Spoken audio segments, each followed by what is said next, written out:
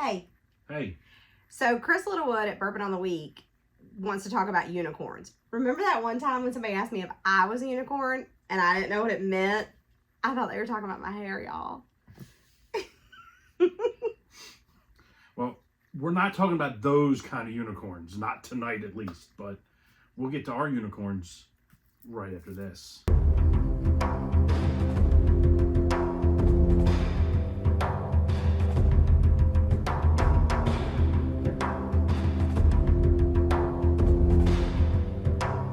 Welcome back. I'm Sherry. I'm Chris Big Stick. And we are Bourbon Besties. So tonight we are going to talk about unicorns. And so the challenge was issued for talking about how we got all of our best bottles. So Chris from Bourbon of the Week, we're going to tell you how we got ours. You want to start or you want me to start? I'll start, but first, what are we thinking? Oh my gosh, I totally forgot. Cheers. Cheers. Cheers, y'all. I'm going to tell y'all what's in my glass when we get to it because it's one of our unicorns. Ironically, I'm drinking one of our unicorns as well. Who would have thunk it? Shocking.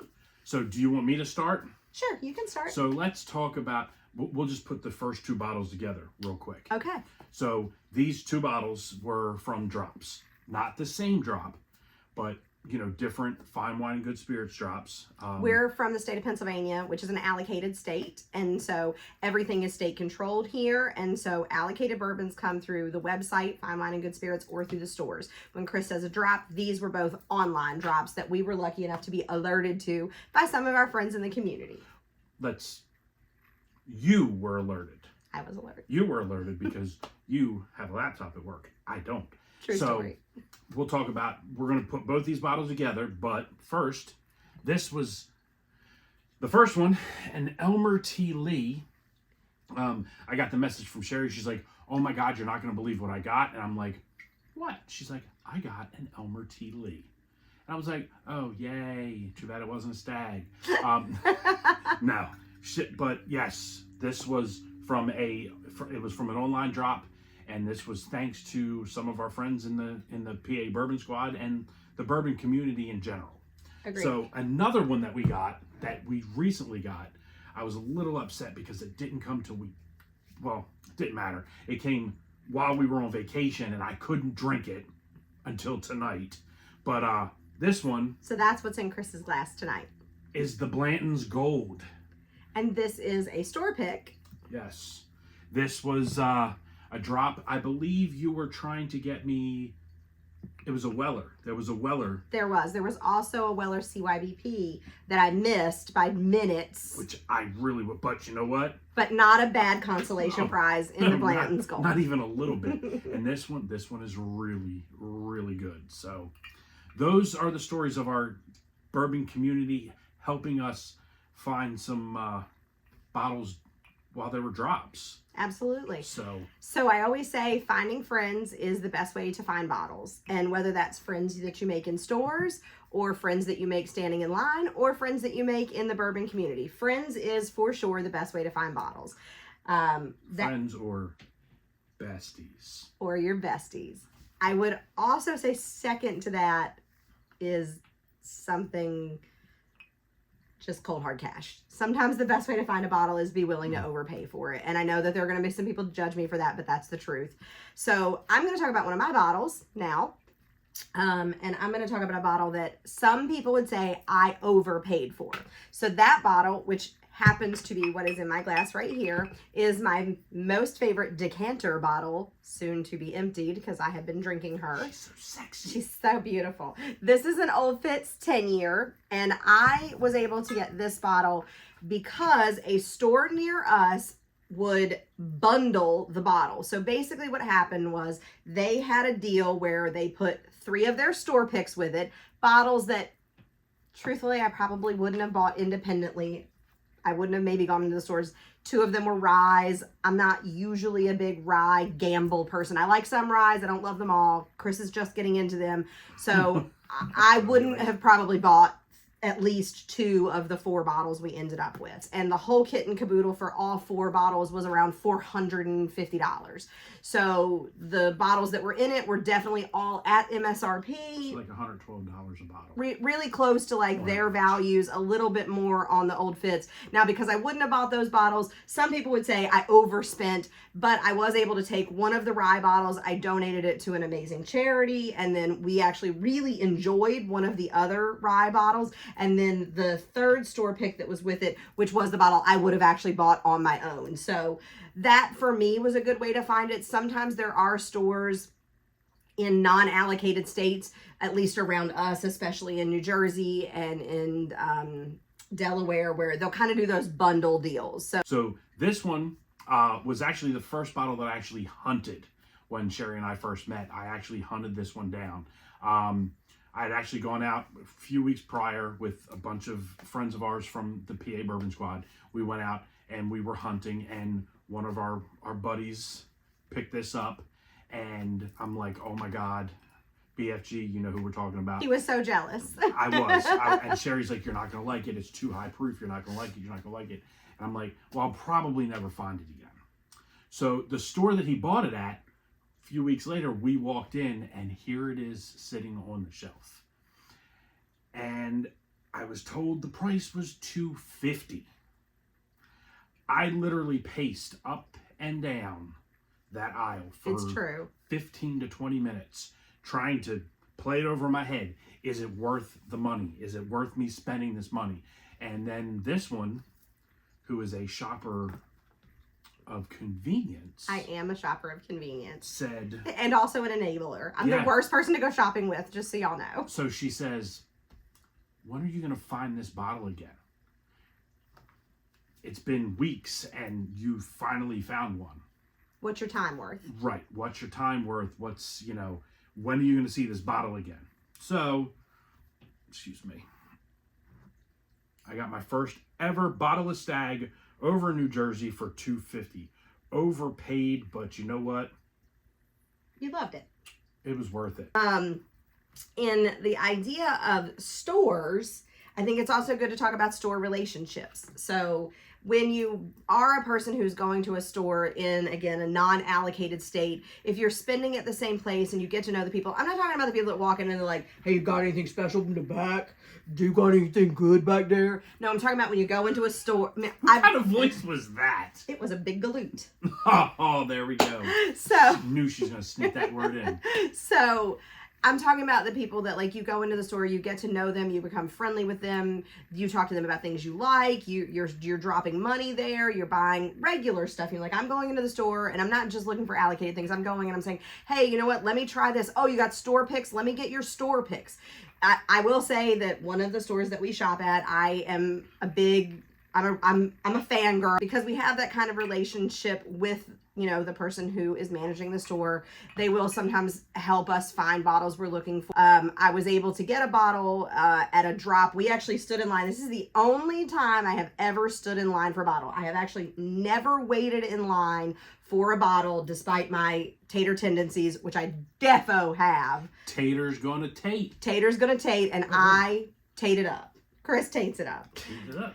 So I think that the only time I ever stood in line was for a store pick release, and it's because it was a Jack Daniel's rye that had been in the Coy Hill warehouse. It's super high proof. It is crazy good. We waited in line for it, and in the line we were talking to other people and doing other things, and lo and behold, after the drop and after we kind of went back and bought some other things, the person who manages the store was kind enough to put me in with one of my favorites, which is Old Carter. I had a little bit of trouble deciding what is and isn't a unicorn. I don't know if people feel that Old Carter is a unicorn, but for us, we can't find it, and I own 3 bottles, and I will tell you that every time I have bought a bottle, I have felt like I won the lottery. So for me, I'm going to call the Old Carter a unicorn, and I'm going to say that the 3 that we have, one I purchased from a buddy of ours who happened to have an extra bottle and helped me out with the first one I ever got. The next one I was able to get because we do shop at another store. They have this kind of sort of special list of people that have the opportunity, first come, first serve. I got one that way. And then I was able to get this one from our best store relationship. So relationships count. You know, they definitely do. I will say, in all the stories we're telling, I had a hard time because I am not in any way against the secondary market, but the truth is, I only have one bottle that I ever bought off of the secondary market, and the other ones were just better bottles to talk about and better stories. So we're not judging it, and I'm not saying don't do it, and I'm not saying you can't get stuff there. You definitely can. We just don't have those great stories. These felt like better stories. I agree. Okay, what's your next story? Well, you talk about relationships. Yes. This one is not a store relationship, and it's ironic that I'm wearing this shirt because the person I'm about to talk about, this is his favorite bourbon. It is. He loves Eagle Rare. So Sherry and I do bottle shares about once a month here at the house. We invite people over to come try pretty much anything in our bar, and we tell them, hey, look, just bring a bottle. Make sure it's on the table here. People can share it, whatever, and you're able to go through our entire collection and try something, because we'd rather you not spend, a lot of money on bottles that you might not like. If we have it here, try it. That way now it's worth spending the money. So we did a bottle share. We do themes. This theme was bring a bottle you don't like. Bring a bottle you don't like, and because aren't we all trying to get shelf space, honestly? Right. So the thing is somebody might like that bottle, pick it up. Take it home with off them. Your hands. Well, this bottle was brought by a very, very, very dear friend of ours. Love you, Rock. Brought this bottle. He didn't like it. I tried it. Loved it. And took it off the table and put it on the shelf. I was like, yeah, I'm taking it. Okay, that one's for us. Yep, that one's mine now. So that one is the Weller 12. But that was from a relationship that like I said, we host parties once a month. Hey, come over. There's always a theme. This theme just happened to be bring a bottle you don't like. And he did not like this bottle.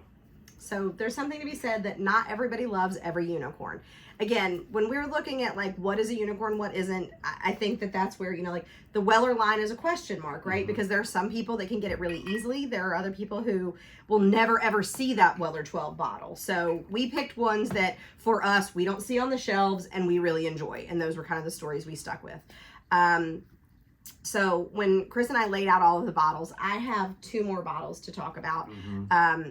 Since Chris told his friendship story, I'm going to now tell my friendship story. I mentioned that we do a raffle every year. It's something very, very big for me and very important to me. I care very deeply about it. I have been doing it going on 4 years now. And this year we had our biggest turnout ever in donated bottles and in ticket sales. Was phenomenal.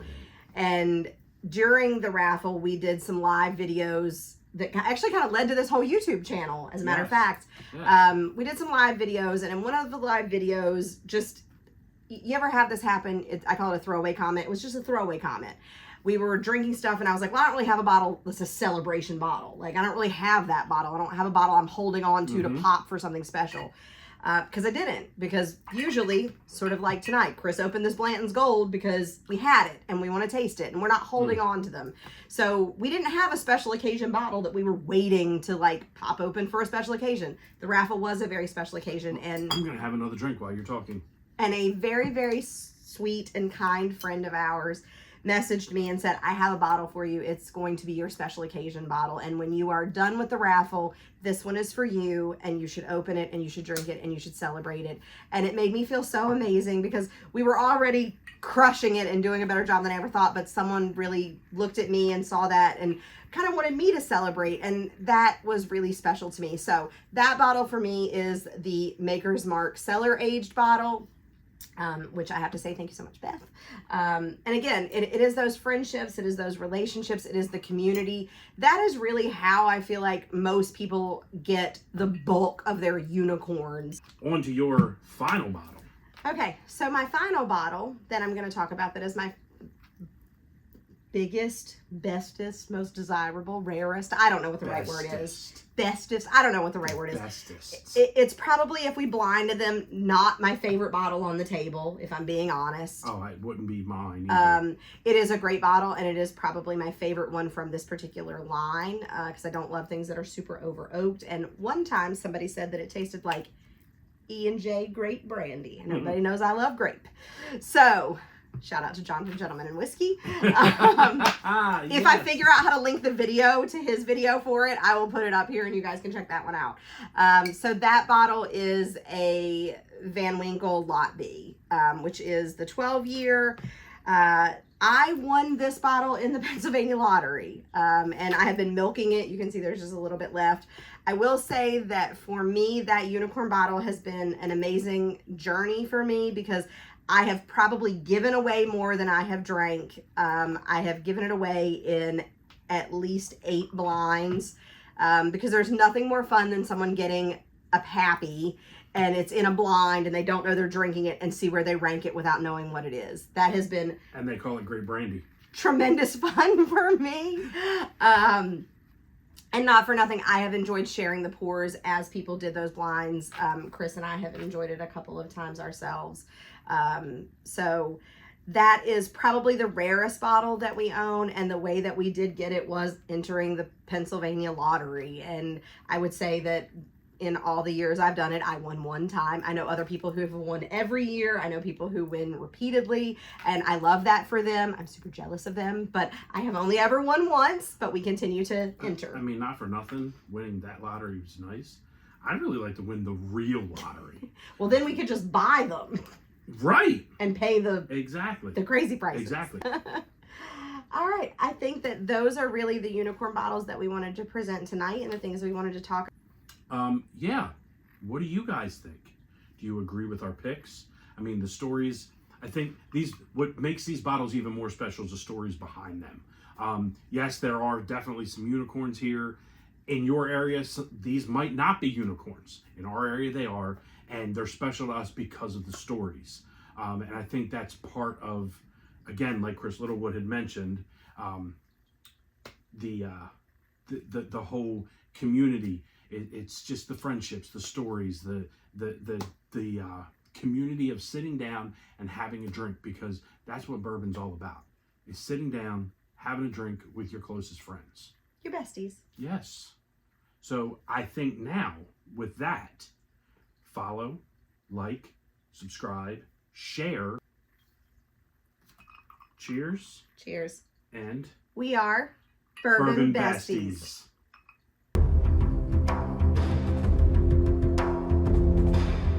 But Sherry actually got this bottle before we met. And if you follow us on TikTok, you'll find that video where she says, I won. That video is on TikTok. Follow us on TikTok. Oh my gosh, it is on there somewhere. It sure is.